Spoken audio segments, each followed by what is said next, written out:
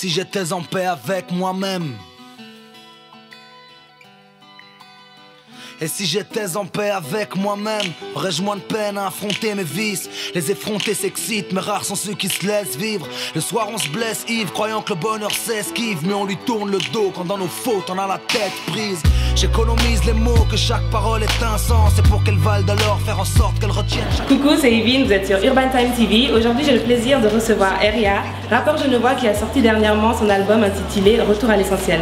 Mais je vous en dirai pas plus, je vous laisse le découvrir à travers l'interview. Alors Eria, peux-tu te présenter en quelques mots pour les personnes qui ne te connaissent pas? Alors, moi c'est Eria, ça fait depuis 1999 comme ça que j'ai commencé à faire de la musique.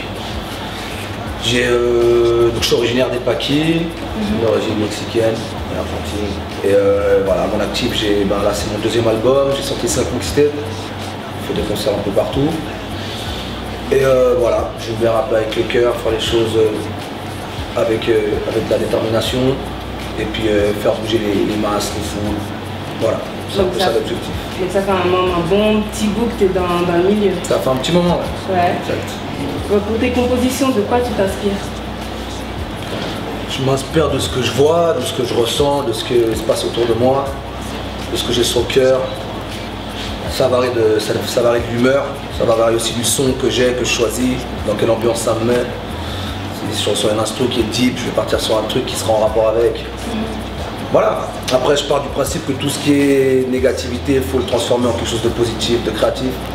Donc voilà, essayer de vider l'estomac, faire un truc concret avec. Essayer de faire de l'art, faire quelque chose. J'ai vu également que tu as collaboré avec plusieurs artistes. Ouais. Qu'en as-tu tiré de ces expériences?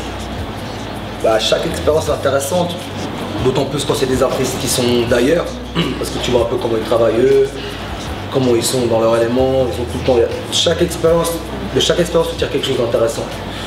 Donc que ce soit quand on était à New York, ou que ce soit quand on était à Paris ou ici, chaque MC a sa façon de travailler, chaque ambiance de studio est bien particulière. Et chaque technique qu'ils ont, chaque approche, c'est un truc que toi tu peux tirer à ton avantage. Et c'est une force. Nous, de chaque voyage qu'on a pu faire, en revenant, on est venu avec des idées concrètes et différentes. Pour la promo, par exemple, quand je t'ai dit, on était à New York, par exemple, la dernière fois, mes gars, ils vendaient leur mixtape dans la rue. Et moi, ça m'a donné envie de faire la même chose ici. Donc, du coup, on a fait un coup de promo, on a mis 3000 mixtapes dans la street, on a fait en un week-end, genre une quinzaine de villes, distribuer ça gratuitement, histoire de faire de la promo.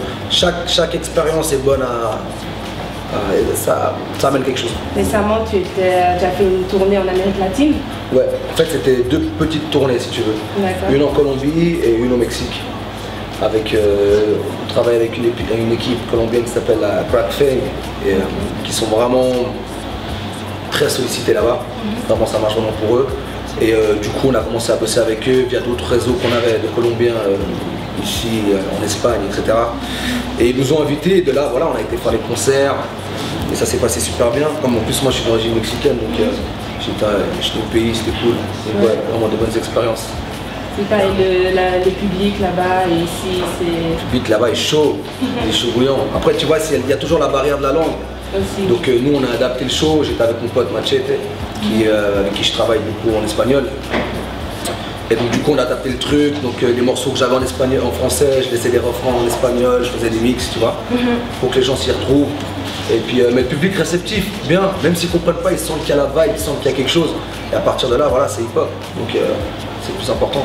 Est-ce qu'il y a des prochaines dates de tournée en vue? Alors, là on est en train de mettre en place pour le mois d'août des dates à Dakar, Sénégal. Et entre temps, il y a des showcases ici à gauche à droite. Le 5 juillet, on est à l'espace au centre Marignac pour le tournoi de basket avec Sniper. Sinon, il y a des petits showcases, genre le vendredi 13, on est à la Verseuse, un espace culturel qui fait les portes ouvertes, là où on a nos ateliers. Donc on sera là-bas aussi. Et puis d'autres dates à venir, mais j'attends qu'elles soient confirmées. J'amorce le conflit dans mon cœur, c'est le clash, car j'ai grandement besoin de paix. Si j'étais en paix avec moi-même, aurais-je les tripes de reconnaître mes torts, d'aller chercher de la force au plus profond de mes faiblesses, marre d'être en guerre et de vivre en désaccord. Plus le temps passe et plus ces conflits intérieurs me plaisent. On va parler un peu de ton dernier album, Retour à l'essentiel, qui est sorti il y a quelques mois. Quel est le message ou les messages que tu voulais transmettre à travers cet album? Essentiellement, en fait, je dirais que au jour d'aujourd'hui, on est tous très portés sur tout ce qui est matériel, sur tout ce qui est de la consommation. Il faut que ça aille vite, il faut qu'on te voit beaucoup, il faut que tu vois. Et j'ai l'impression que des fois, on se perd un peu dans tout ce truc. Et je voulais pas. Déjà, moi, j'aime bien aborder la musique de façon assez personnelle. Donc, je voulais qu'on rentre bien dans des sujets qui sont plus profonds, qui ont vraiment quelle est notre place ici, nous en tant que fils d'immigrés. Des sujets comme ça, tu vois. D'accord. Il y a une petite histoire derrière la pochette de l'album? Ouais, oui, une petite histoire. En fait, sur la pochette de l'album, tu vois deux gamins. Ouais. Et, ils sont posés sur des escaliers. C'est en fait c'est les fils de mon meilleur pote et avec qui j'ai commencé à rapper. D'accord. Il y a une quinzaine d'années. Et puis ils sont posés exactement sur les escaliers où nous on rappelait, on faisait nos freestyles à l'époque. Ouais, donc voilà, c'était un petit retour, un petit rappel aux sources, ouais. Retour à l'essentiel. D'accord. Super. Et l'album là, ça fonctionne bien? L'album ça fonctionne bien. La première semaine on a bien vendu. Sur iTunes c'est parti. Après tu sais comment c'est, la consommation elle est difficile chez les artistes suisses. Donc, ouais. Mais à partir de là, ce qui est bien, c'est qu'on arrive quand même à créer des trucs, on rebondit sur des choses, on a des propositions, des ouvertures sur d'autres endroits. Donc concrètement, je pense pas qu'à l'heure actuelle, quand tu fais un album ici en Suisse, tu dois vraiment te focaliser sur le fait de vendre ton album. C'est plutôt ce que tu vas en tirer, qu'est-ce que tu vas pouvoir ouvrir comme porte avec, je pense, qu'il est intéressant à faire. Justement, t'en penses quoi du rap suisse? Bah, je pense qu'à part moi, ils sont tous nuls. Tu l'as pas entendu? C'est pas vrai, je déconne. Je pense que dans le rap suisse, il y a beaucoup de très bons rap. Dans plein de villes, essentiellement à Genève. C'est pas parce que je suis de Genève, mais c'est parce que sincèrement je le pense. Après, dans plein d'autres villes, il y a du bon rap. Après, on manque beaucoup de structure et de gens qui soutiennent le truc et qui aboutissent vraiment sur quelque chose. Donc du coup, ça nous permet pas facilement à nous de pouvoir développer, pouvoir promouvoir notre musique. Donc du coup ça stagne souvent et je pense que pas mal de gens perdent la motive avec le temps. Alors qu'il y a des gens qui ont vraiment le talent pour. Je pense qu'il y a vraiment des artistes qui se démarquent et qui doivent absolument rien lâcher parce qu'on a vraiment notre place dans l'univers du rap en général et international. On a notre place. Moi qui ai voyagé, qui ai vu, quand on propose notre produit, on leur monte sur scène, les gens ils kiffent, ils voient qu'on ouvre des beats, après ils regardent des clips. Il y a quelque chose, tu vois.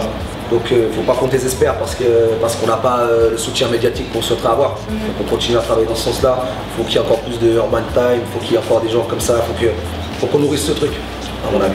Toi, c'est quoi ta motivation à toi? Vu que ça fait un bon moment que tu es dans le milieu et tout, qu'est-ce qui te motive tous les jours à continuer et à pas lâcher? J'ai plusieurs motivations. Déjà, j'estime ne pas être encore là où j'aimerais être. Avec ma musique, j'ai pas encore réussi à faire tout ce que je voulais faire. Donc ça déjà, ça me motive, c'est un objectif, j'ai envie d'y être, j'ai envie de pouvoir encore développer le truc plus loin.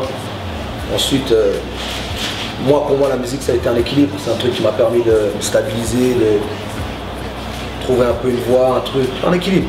Donc à partir du moment où tu commences à avoir ton truc, tu vois que tu commences à te baser là-dessus, bah tu as envie de développer encore ça, tu as envie de développer le délire encore plus loin. Et c'est un peu ce qui me motive. Vraiment. Ouais.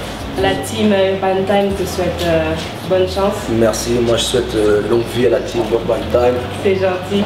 On aime bien les nouveaux studios. Tac. Au passage, je profite juste pour dire aussi que ce soir je porte des lunettes Vintage Avenue. Et que mon frère est ici à l'arrière et que si tu veux checker et avoir de belles lunettes, rapport qualité-prix, bien il faut que tu es sur vintageavenue.ch. Super. Tu sais. Et pour les personnes qui souhaitent te suivre? Bah suivez-moi hein. Oui mais où? Facebook, Instagram, Twitter. Ouais non, tout. Facebook, Instagram, Twitter, alors c'est simple, c'est Area Madness pour Instagram et Twitter, Area officiel pour Facebook et ariamusique.com pour le site internet. D'accord. Voilà. Donc maintenant vous savez où vous pouvez suivre. Maintenant il n'y a pas d'excuses. Voilà. En tout cas merci d'être venu. Merci de m'avoir reçu, ça fait plaisir. Et à vous qui nous regardez, je vous dis à tout bientôt. Écoute ton cœur et laisse-le juste guider. Chacun sa vérité, à toi seul de la déceler. Se faire violence n'adoucit pas la tristesse. Si tu cherches des réponses, pose-toi les bonnes questions mon frère. On détient tous une vérité propre à nous-mêmes. Quelles que soient les erreurs commises, il serait peut-être temps de se les pardonner, tu penses pas? De s'accepter tel qu'on est. On a tous un rôle à jouer ici-bas. Il est l'heure de faire briller la lumière qui est en nous. Je